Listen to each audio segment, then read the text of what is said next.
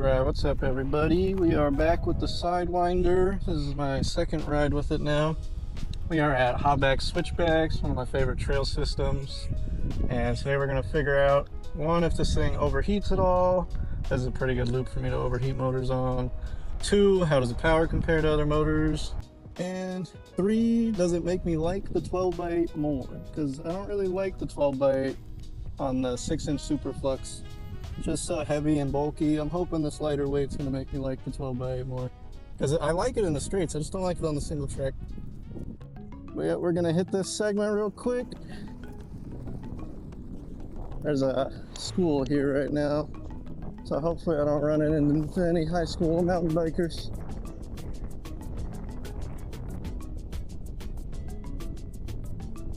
"32 miles per hour. 33.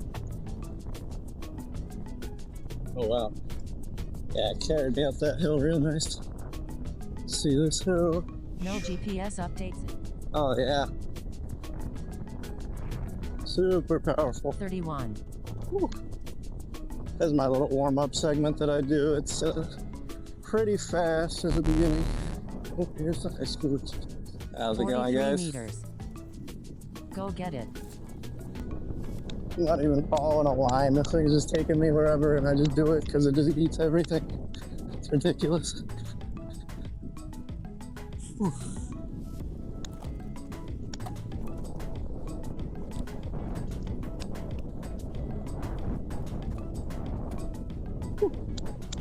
Oh, man.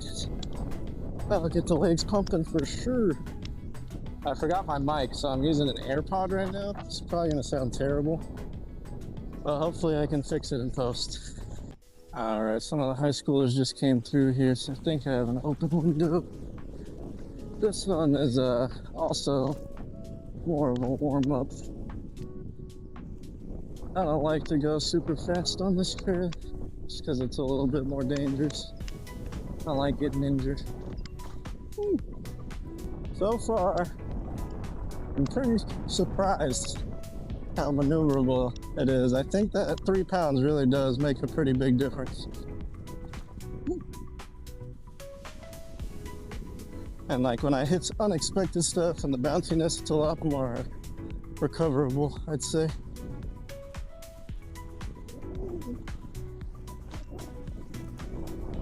Oh yeah, this thing's got the power for sure.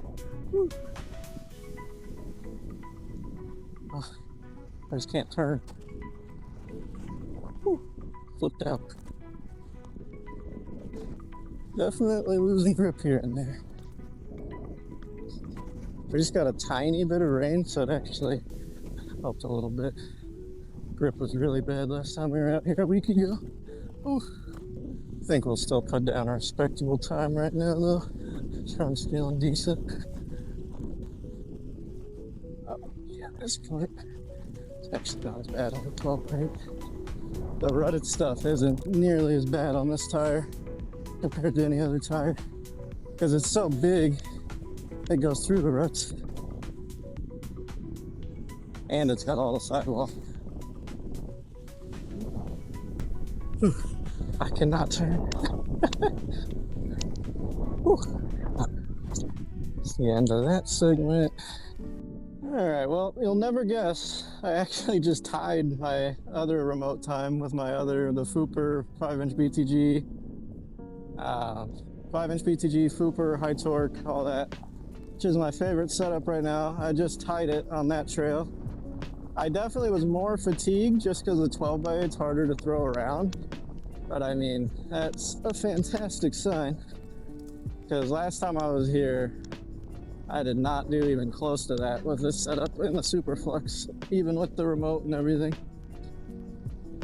So, first sign, very good. The next trail though is the one that really matters. That's the one that I've run a lot more. Alright, we're here. Time to beat is like a little under 2 minutes or something.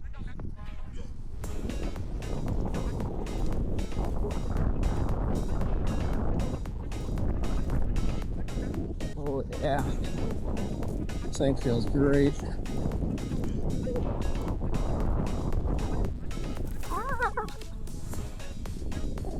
Spoke too soon.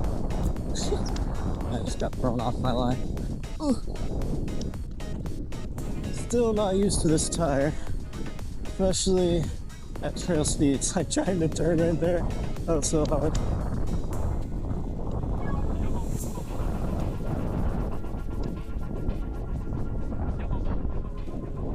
So far, the main thing I'm noticing is the grip is just so bad. Got all, ooh, wrong way. Got all this power, and I can't fully put it down because I'm totally skirting all over the place.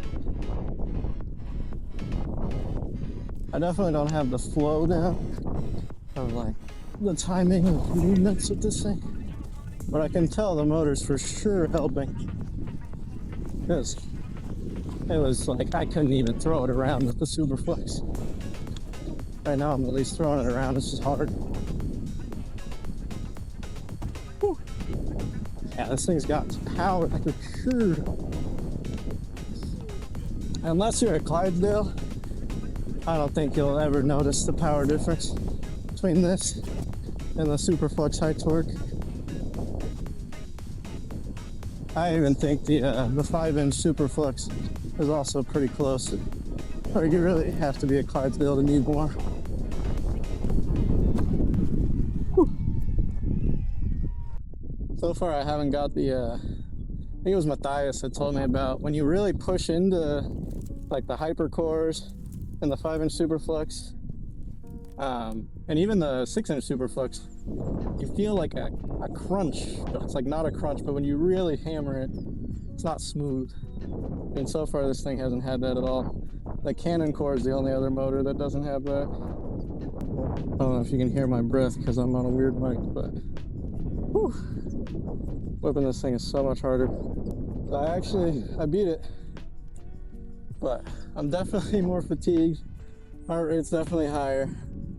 But yeah, I'll throw all the times up right on the screen. It's pretty competitive.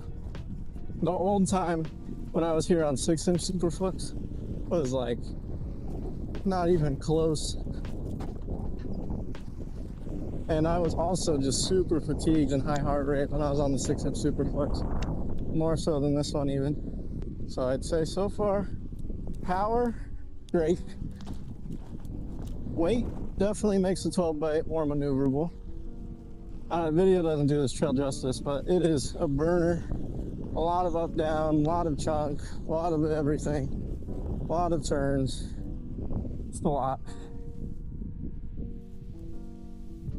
And yeah, my Hypercore VESC definitely pretty much kept up with the XL, but this and the Superflux high torque giving me that more power with the lighter weight. I'm able to actually push them through these harder single track windy trails, and they're definitely showing it. It's really surprising that I beat my 5-inch BTG Pioneer. I was pushing harder because I really wanted to see what I could do, you know, but I was pushing as hard as I could last time I was here on the 12x8, and the times did not even come close. So I'd say the motor's definitely putting in some work, helping me maneuver this thing. Because everything else was identical last time. All right, I just took a little like 1-minute break. I just checked my temps and I'm at 64C. So that's actually pretty high. That's what I would expect to see at the end of this part of the segment, which is twice as long as what I just hit. So that's pretty surprising. Hopefully it doesn't keep heating up and overheat on the segment. We're gonna see. But so far, 64 is pretty damn high. Because I've got a whole 4 minutes. Oh god, that's where Doug took his knee out last week. Right into that. Almost just took me out. But yeah, this thing is really hard to turn. Like, this is sketch coming into that. But then it just eats everything. Even if I take a bad line, like there's no such thing as bad lines with this thing. It literally will go wherever you want and just eat it. Oh, didn't know where I was going. Sun's in my eyes. My arm is getting tired from holding the stick. Guess I'll switch ankles, that might help. Give you guys the butt shot.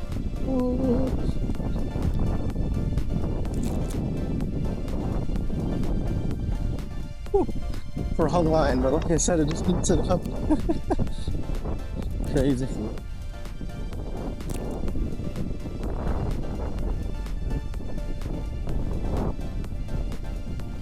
Oh, God, it's so hard to turn.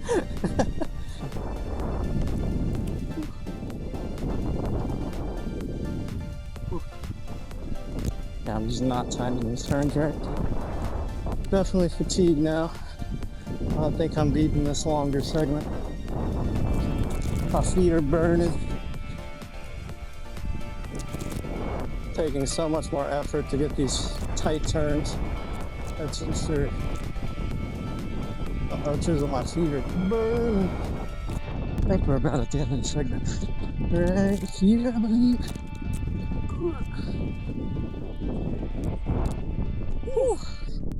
Alright, so we actually only went from 64C to 70C over that entire segment, which is actually pretty damn good. So I guess the Sidewinder has more headroom even when you're hot. It's at 70 right now, so I'm going to just start heading back. The terrain back is similar to that. It should overheat if it's going to overheat. We'll see. Oh yeah, so the time was what I expected. It was second place, which is still amazing compared to my old 12x8 times with Superflux. But the cracks were showing, I was fatigued, I couldn't push as hard anymore. But that 2-minute segment shows us that I have the potential to be just as fast with this motor and this tire, even on single track, which tells me on non-single track, like more open stuff, it's a no-brainer to be running this setup. Now that it's got the lighter motor, I'm actually able to use it effectively. New board, man, that foot fatigue. Like when I started riding GTS, to race for the rail, my feet literally were just on fire for weeks. And then even when I switched back to my VESC, I got it again because I hadn't been riding it. But yeah, definitely curious if I overheat before I get back to the car. I want to take a longer break because my feet hurt. But for the sake of science, we got to see what happens with this thing.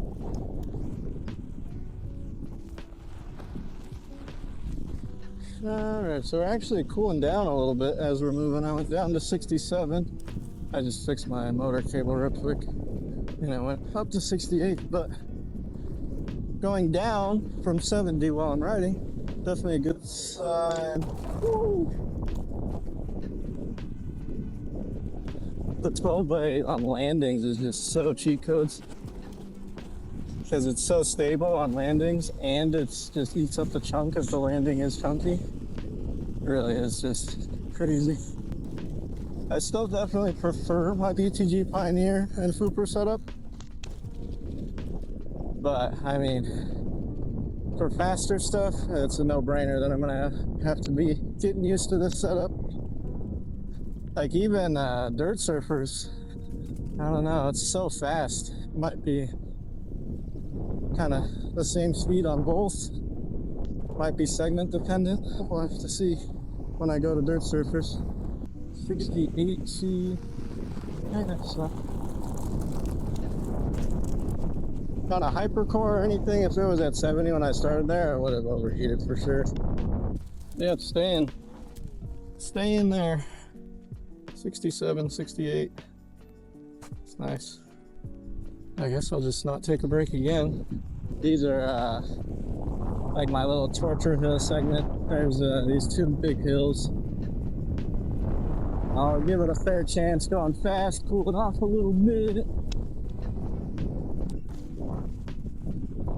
But yeah, these hills are insane.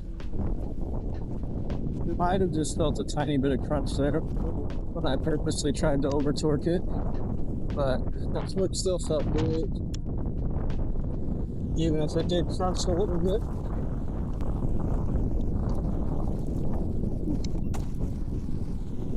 Yeah, 69. Going up those big ass hills. It's a good sign. I guess if you're like 200 pounds and you have a lot of elevation, you're gonna need a 6-inch Superflux, because the 5-inch Superflux and the Sidewinder aren't gonna help you thermally. But I just pushed this thing, very minimal brakes, hotter day, and I'm just sitting at 70. It never really went above 70. So, I mean, it definitely runs a little hot, I guess, but it doesn't keep rising like other motors would. But yeah, it's interesting. Power-wise, power's amazing. And what was the other thing I said at the beginning of the video? Oh yeah, obviously it made me like the 12x8 more. I was definitely more maneuverable. It's still like, I feel so slow in the turns because I am, but I'm able to make up for it in the straights, especially with these higher torque motors. You're just able to push and just take off. Yeah, hope you learned something. See you next time.